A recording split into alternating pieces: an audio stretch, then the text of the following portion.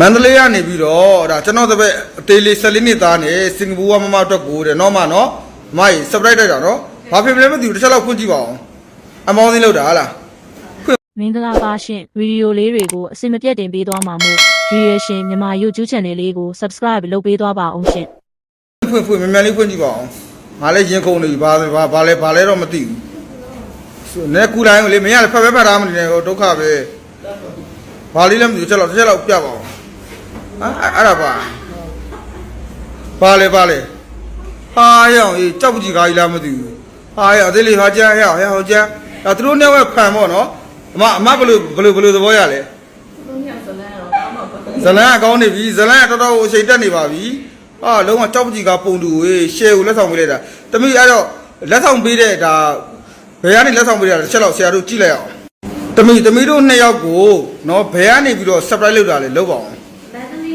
canvas drain ကနေပုံတူကြောက်ပကြီးလေးပို့ပေးလိုက်တာပါရှင်။ဩ canvas drain ကနေပြီးတော့နော်ပုံတူကြောက်ပကြီးလေးတမိလက်ရကြိုက်ရလား။ကြိုက်တယ်အရန်နဲ့ထားတယ်တိတ်တက်တယ်ပြီးတော့ကြောက်လေးစီထားတယ်ရန်တပါပါ။ရန်တော့ကြတယ်။နောက်မှာဘာရေးထားလဲပြပါအောင်ဆရာ။အနောက်မှာကစာရေးပေးထားတာနော်။ပြောပါအောင်။သုံးလဆိုတာခဏလေးကတဲ့။ကြောက်ပကြီးကတော့နှစ်ပေါင်းများစွာခံတယ်။ဟာစားပြီလောကလန်ထွက်နေတာပဲ။နော်တကယ်အနုပညာသမားတွေကိုတိုင်းအောင် surprise လုပ်တာနော်။အသေးလေးမင်းပြောလား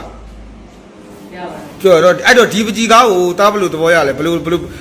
မင်းတို့နှစ်ယောက်တည်းကဘသူကဆက်လက်ထိန်းသိမ်းထားမှာလဲ